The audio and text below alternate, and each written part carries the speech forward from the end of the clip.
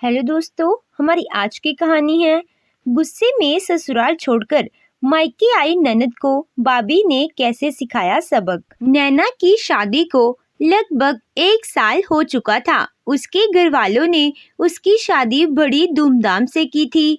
नैना के पिता का अच्छा खासा कारोबार था। 2 भाइयों की एक लौतली लाडली बहन की शादी धूमधाम से करने की उसके घर वालों की बहुत इच्छा थी।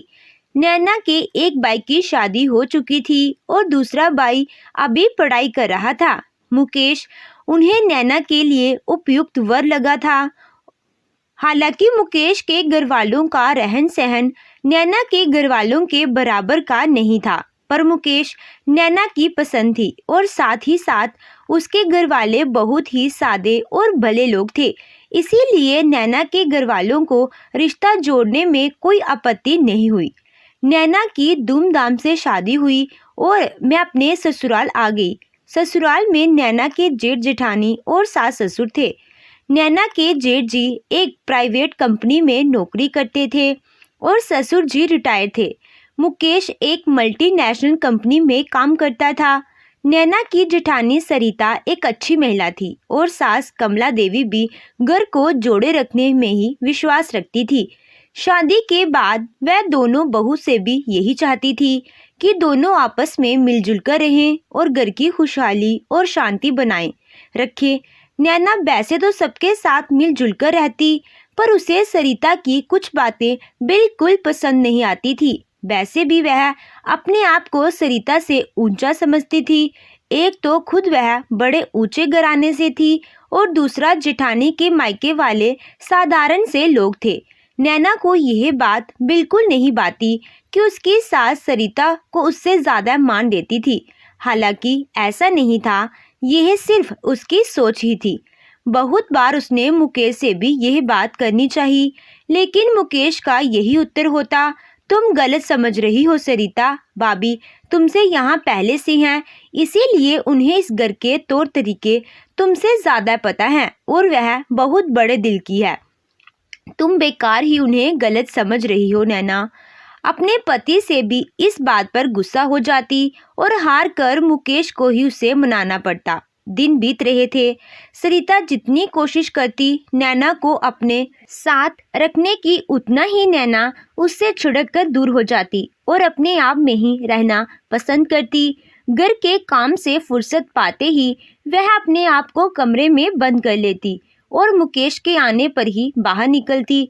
कमला देवी सब कुछ देख सुन रही थी और उन्हें आने वाली किसी बड़े तूफान का भी डर सता रहा था। इसीलिए उन्होंने नैना से 1-2 बार बात भी की और उसे बोला कि बेटी, यह घर तुम्हारा ही है। अगर इसे जोड़कर रखोगी और सबके साथ मिलकर रहोगी, इसमें तुम्हारा ही भला होगा और तुम्हारे साथ साथ हम सबकी भी खुशहाली रहेगी। लेकिन नैना इस बात को ज्यादा तूल नहीं देती और अपने आप में ही मस्त रहती। धीरे धीरे नैना की नफरत सरिता के प्रति बढ़ती जा रही थी। ऐसे ही एक दिन बिना किसी बात के नैना ने सरिता को बहुत तेज आवाज में जवाब दे दिया। सरिता तो चुप रही, लेकिन कमला देवी से यह बर्दाश्त ना हुआ और उन्होंने नैना को डांटते हुए कहा, बहू थोड़ा लिहाज करो। बड़ी बहू ओहदे और उम्र में तुमसे बड़ी है और मेरे हिसाब से इस समय तुम ही गलत हो। लेकिन नैना को यह बात चुभ गई और उसने मायके जाने की ठान ली। मुकेश शाम को घर आया और जब उसे सारी बात पता चली तो उसने भी नैना को ही समझाने की कोशिश की, लेकिन नैना ने जवाब दिया, तुम अपनी माँ और भाभी की ही तरफदारी करते रहो। मैं उस घर में नहीं रह सकती जहाँ मेरी कोई इज्जत ना हो। मैं अपने मायके चली जाऊंगी। देखना वहाँ मुझे कैसे सारे पलकों पर बिठाकर रखते हैं। कमला देवी ने यह बात सुन ली तो उन्होंने एक बार फिर से नैना को समझाते हुए कहा, बेटी ससुराल के बोल तो फिर भी सहे जा सकते हैं, पर मायके के नहीं। यह घर तुम्हारा भी है और तुम इसे अपना बनाकर रहो। लेकिन नैना को तो जैसे मायके जाने का भूत सवार था और वह अपना सामान लेकर अपने मायके चली गई। नैना ने वहां जाकर झूठी कहानी सबको बताई। उसके माता पिता ने एक बार मुकेश और उसके घर वालों से बात करना जरूरी समझा, लेकिन नैना जिद पर अड़ गई कि अगर वह उनसे बात करेंगे तो वहां से भी चली जाएगी। नैना के पिता ने यह सोचा कि कुछ दिनों का गुस्सा है, अपने आप ठंडा हो जाएगा और फिर बात आगे बढ़ाई जाएगी। नैना अब आराम से मायके में रह रही थी। दिन बीत रहे थे, लेकिन नैना मुकेश के किसी भी फोन का जवाब नहीं दे रही थी। एक दो बार मुकेश उससे आकर मायके में मिल भी गया और उसे समझाने का प्रयास भी किया, लेकिन वह जिद पर अड़ी रही। समय गुजरता जा रहा था।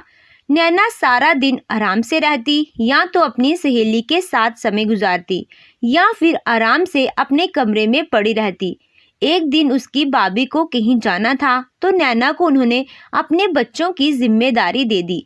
शाम तक बच्चों को संभालते हुए नैना थक तो गई। आते ही भाभी से उनकी शिकायत कर दी।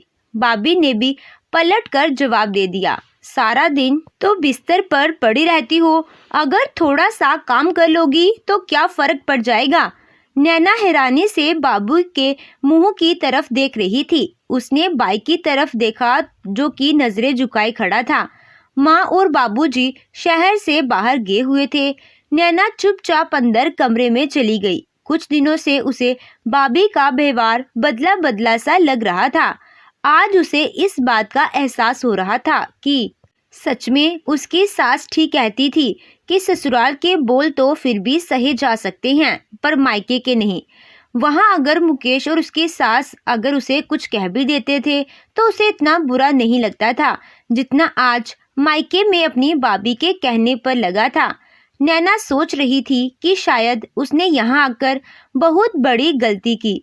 उसका ससुराल ही उसका अपना घर है। अब उसे लगा कि सच में सरिता भाभी कितनी अच्छी हैं। उसकी बदतमीजियों को हमेशा उन्होंने नजरअंदाज कर उसे हमेशा माफ किया है और वह हमेशा उनसे चिढ़ती रही। आज नैना को अपने फैसले पर बहुत दुख हो रहा था। सारी रात नैना इसी सोच में डूबी रही। सुबह उठते ही उसने मुकेश को फोन कर माफी मांगी और अपने घर वापस आने की इच्छा जताई। मुकेश कुछ ही देर में उसके सामने था।